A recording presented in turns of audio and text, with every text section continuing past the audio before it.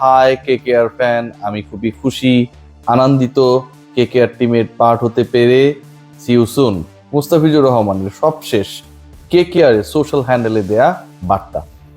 এবং এই KKR fans কারা, আমার কাছে মনে হয় যে এই মুহূর্তে বাস্তবতা যেদিকে গিয়েছে তাতে বাংলাদেশের মানুষ, বাংলাদেশে বসবাসকারী যারা ক্রিকেট ফ্যান রয়েছে তারা পুরো ভারতবর্ষের থেকেও কেকেআরকে প্রবলভাবে সাপোর্ট করছে। মুস্তাফিজকে নিয়ে কেকেআর তাদের সোশ্যাল হ্যান্ডেলে যতগুলো পোস্ট করেছে এবং অন্য সকল ক্রিকেটারকে নিয়ে যত পোস্ট করেছে সব যদি একসাথে জোড়া লাগানো হয় অন্যদেরটা, মুস্তাফিজের সিঙ্গেল পোস্টের রিচ, ভিউ, রিয়াকশনে কাছাকাছি যাবার সক্ষমতা হয় নাই। এখন এই কেকেআর এমন একটা পর্যায়ে গেছে, এমন একটা রেকর্ড করতে মুস্তাফিজকে হেল্প করেছে, এমন একটা নিলামে চমক দেখিয়েছে যেখানটা সবারই চোখ ছানা বড়া করে ফেলেছে। কিভাবে? দেখুন, মুস্তাফিজুর রহমান বাংলায় যে স্টেটমেন্টটা দিলেন এটাও কিন্তু অনেক বড় একটা স্টেটমেন্ট। কলকাতা, পশ্চিমবঙ্গ, এপার বাংলা, ওপার বাংলা, শাহরুখ খান সবকিছু মিলিয়ে যেন ওই 9,20,00,000 রুপির মুস্তাফিজ একটা অদ্ভুত ধরনের মেলবন্ধন, একটা ব্রিজিং করে ফেলেছে বাংলাদেশ আর ভারতের মধ্যে। পলিটিক্যাল কারণে যে শীতলতা আমরা বিভিন্ন সময় লক্ষ্য করছিলাম, মুস্তাফিজের কেকেআরে গমন সবকিছু যেন পাল্টে দিয়েছে। 9,20,00,000 রুপি যেই মূল্যে মুস্তাফিজকে তারা কিনেছে, যেভাবে বিট করেছে, যেভাবে একটা সময় তুমুল প্রতিদ্বন্দ্বিতা চলছিল দিল্লি এবং চেন্নাইয়ের মধ্যে, ফাইনালি কেকেআর জয়ী হয়েছে। সেখান থেকে কিছু স্ট্যাট না বললেই না। এবং এর সাথে মুস্তাফিজের প্রাইসটা 15 কোটি রুপি হতে পারতো, সেটা কেন হলো না সেই আলোচনাটাও আজকের আলোচনায় খুব বেশি প্রাসঙ্গিক। খেয়াল করে দেখুন, 9,20,00,000 রুপিকে যদি আমরা কনভার্ট করি বাংলা টাকায় সেটা দাঁড়ায় প্রায় 12.5 কোটি টাকার কাছাকাছি। মুস্তাফিজ প্লে অফের হিসাব যদি আমরা বাদ দেই, সেখানকার বাদ দিলে টোটাল খেলবে 14টা ম্যাচ। 14টা ম্যাচে মুস্তাফিজের অ্যাপিয়ারেন্সকে যদি আমরা কমন ধরে নেই, এই 14 ম্যাচের জন্য তাকে পে করা হবে 12.5 কোটি রুপি প্লাস এটার সাথে টিএডিএ, বিভিন্ন allowance, performance bonus, man of the match কিংবা থাকে না অনেক কিছু অ্যাড করলে সেটা প্রায় 14 কোটি রুপির কাছাকাছি চলে যাবে। প্রতি ম্যাচে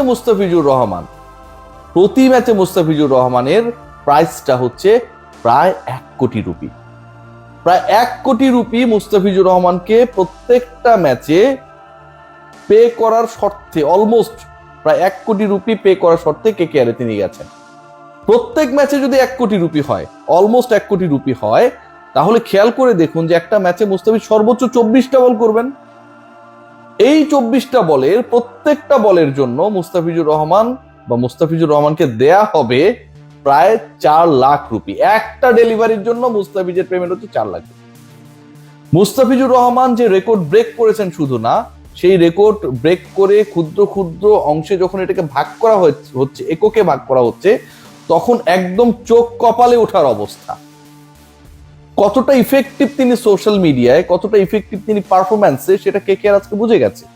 পুরো বছরে 20 ম্যাচ খেলে 26 উইকেট ন্যাশনাল টিমের হয়ে, আইএল টি20তে অসাধারণ খেলছেন। লাস্ট যে আইপিএলটা হয়েছে সেখানটায় 3 ম্যাচে 4 উইকেট নিয়েছেন, 1 ম্যাচেই 3 উইকেট নিয়েছেন, একটা ম্যাচে উইকেট পাননি, সবচেয়ে ইকোনমিক্যাল ছিলেন। তার আগের আইপিএলে 9 ম্যাচে 14 উইকেট নিয়েছিলেন। And Mustafizur Rahman probably the best and the consistent performer in the bowling unit of Bangladesh. আজকে মুস্তাফিজের এই প্রাইসটা আরো হাই হতে পারতো। মুস্তাফিজ 15 কোটি রুপির কাছাকাছি যেতে পারতেন। পাথিরানাকে যেই প্রাইজে নেওয়া হয়েছিল, মুস্তাফিজ সেই প্রাইজের কাছাকাছি যেতে পারতেন। আমি জানি যে আপনারা এই আলোচনাটা যদি শোনেন তাহলে বুঝতে পারবেন। খেয়াল করে দেখুন, 2টা কারণে আসলে এই ঘটনাটা ঘটেনি। এবং প্রথম যে কারণটা, সেটার জন্য বাংলাদেশ ক্রিকেট বোর্ড ডিরেক্টলি দায়ী, একদম ডিরেক্টলি দায়ী। খেয়াল করে দেখুন যে রিয়াসাত আজিম সবসময় নেগেটিভ আলোচনা করে, কিন্তু এখানে নেগেটিভিটির জায়গাটা কোথায়? 7 জন ক্রিকেটার, যার মধ্যে 2 জন ক্রিকেটারকে নিলামে তোলা হয়েছে, বাকি 5 জনকে তোলাই হয় নাই। বাংলাদেশ ক্রিকেট এই 7 জন ক্রিকেটারের মধ্যে 6 জন ক্রিকেটারের বেলায় বলে দিল যে তাদেরকে ফুল আইপিএল খেলার জন্য এনওসি দেওয়া হবে না। বাংলাদেশের হয়ে তাদেরকে ব্যাক করতে হবে তাদের কমিটমেন্টের কারণে, এবং 6টা ম্যাচ খেলতে হবে নিউজিল্যান্ডের বিপক্ষে, যেন বাংলাদেশের যেই 6 জন ক্রিকেটারকে এনওসি ফুল সিজনের জন্য না দেওয়ার ডিসিশন নিল ক্রিকেট অপারেশন রাসুল আবিদিন ফাহিমের, মানে যেই ডিপার্টমেন্টের দায়িত্বে সেই ডিপার্টমেন্ট, যেন প্রত্যেকেই আসলে আইপিএল এ সোল্ড আউট হয়ে যেতেন। প্রত্যেককেই যদি এনএসই দেয়া হতো ফুল সিজনের জন্য, প্রত্যেককেই আইপিএল এ 10 দল কারাকারি করে নিয়ে নিত। ভাই আইপিএল আমাদের একটা মুস্তাফিজ খেলবে এটার আনন্দেই তো আমরা বাঁচি না। সেই জায়গায় বাকিদেরকেও এবং মুস্তাফিজকে যেভাবে ঠিক আইপিএল এর আগ মুহূর্তে রেস্ট্রিক্টেড করা হলো, এটা টোটালি আনপ্রফেশনাল। বাংলাদেশে যখন যে ওই চেয়ারটায় যায় তারা ওই কাজটা করে, এবং এই কাজটা করার ফলটা কি হয় জানেন? এই যে সেট বি তে চলে গেছেন, সেকেন্ড সেটে চলে গেছেন, প্রথম সেটে যদি তিনি থাকতেন যেখানটা অন্য ক্রিকেটাররা প্রায় 18 কোটি 20 কোটি রুপিতে বিক্রি হয়েছে, যখন প্রথম সেটের ক্রিকেটাররা তুলনামূলকভাবে বেশি দরে শুধু বিক্রি হন নাই, তাদেরকে নেয়ার ক্ষেত্রে দলগুলো এমন কিছু খেলা খেলেছে, কারণ তাদের ঝুলিতে তখন টাকা ছিল, অর্থ ছিল। এই কলকাতায় তো 64.30 কোটি রুপি নিয়ে নেমেছিল, চেন্নাই ঝুলিতে শুরুতেই ছিল হচ্ছে 43, 44, 45 কোটি রুপির কাছাকাছি।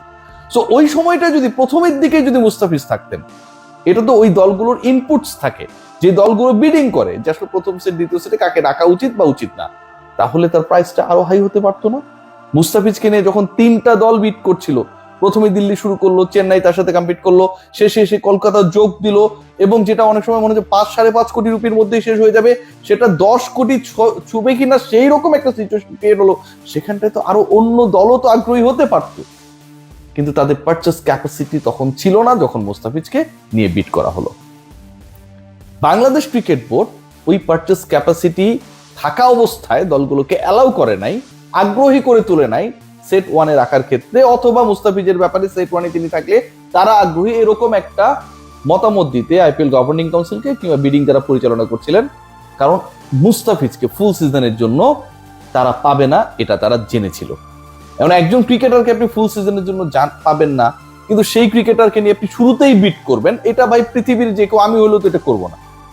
ক্রিকেট বোর্ড এখানে সবচেয়ে বড় বাধাটা দিয়েছে, এবং সেটার ফল যেটা হলো মুস্তাফিজের ক্ষেত্রে শেষ মুহূর্তে গিয়ে চেন্নাই যখন হাল ছেড়ে দিল, 9-20 কলকাতা পেয়ে গেল। চেন্নাই যদি 9-20 টপকে 9-40 বলতো, বিশ্বাস করুন কলকাতা 9-60 যেত। কলকাতা কেকেআর তারা এমন একটা মুডে ছিল, যেভাবে হোক they have to purchase Mustafiz. শেষ পর্যন্ত তারা সেটা করেছে, কিন্তু মুস্তাফিজ আসলে যত অর্থে বিক্রি হবার কথা ছিল, যেহেতু অনেকের প্রাইসটা 25 কোটি 18 কোটি 14 কোটি রুপি পর্যন্ত বিদেশি ক্যাটাগরিতে উঠেছে, বিদেশিদের মধ্যে টপ 5 এর মধ্যে মুস্তাফিজ ছিলেন। টোটাল আজকের যে অকশনটা হলো গতকাল, সেই অকশনে টোটাল হাইয়েস্ট পেইড ক্রিকেটারদের মধ্যে টপ 6 এর মধ্যে তিনি ছিলেন। সেই মুস্তাফিজের প্রাইসটা আরো হাই হতে পারত, শেষ পর্যন্ত হয় নাই।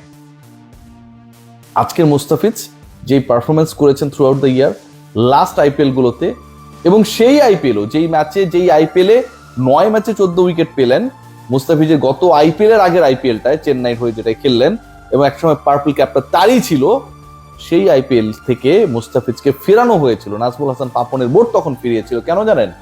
কারণ জিম্বাবুয়ের বিপক্ষে বাংলাদেশের খেলা ছিল। বাংলাদেশ ক্রিকেট বোর্ডের জন্য জিম্বাবুয়ে বড় প্রতিপক্ষ, এবং তখনও মুস্তাফিজকে দরকার পড়ে। নিউজিল্যান্ড বড় প্রতিপক্ষ দরকার পড়লো, যদি মাইনাও নি, আয়ারল্যান্ড জিম্বাবুয়ের বিপক্ষেও মুস্তাফিজের মতো ক্রিকেটারদের দরকার পড়ে। আইপিএল খেলার থেকেও এগুলো বেশি গুরুত্বপূর্ণ হয়ে যায়। সো এই যে ঘটনাগুলো ঘটেছে, এগুলো বাংলাদেশি ক্রিকেটারদের ব্যাপারে ফরেন যারা ফ্র্যাঞ্চাইজি ওনার রয়েছেন তাদেরকে অনাগ্রহী করার ক্ষেত্রে সবচেয়ে বড় একটা প্রভাব বিস্তার করে। 5 জন ক্রিকেটারকে যে ডাকা হয় নাই, এটাও তার একটা কারণ। সিরিয়াসলি ট্রাস্ট মি, অ্যাটলিস্ট তো কল হতে পারতেন, আনকল থেকে গেলেন, সেটাও আমার কাছে মনে হয় একটা কারণ। বাট আমার কাছে তারপরেও মনে হয় it's going to be unbelievable journey. যিনি বিরিয়ানির প্লেট নিয়ে বসেছেন, এবং আজকে মুস্তাফিজের ওই বিরিয়ানির প্লেট নিয়ে বসা ছবিটা কেকেআর পোস্ট করার পরে একটা ব্যাপারই মনে হতে পারে যে বিরিয়ানিটা শুধুমাত্র মুস্তাফিজ খাচ্ছেন না, বাংলাদেশের 18 কোটি মানুষ, পশ্চিমবঙ্গেরও যারা বিরিয়ানি লাভার তারা সবাই একসাথে খাচ্ছেন, এবং যতজন খুশি খেতে পারেন সেটার প্রাইস হচ্ছে কোটি কোটি মানুষের, প্রায় 20 কোটি 22 কোটি মানুষের বিরিয়ানি খাওয়ার মূল্য হচ্ছে 9 কোটি 20 লাখ রুপি। সবাই ভালো থাকবেন, টেক কেয়ার।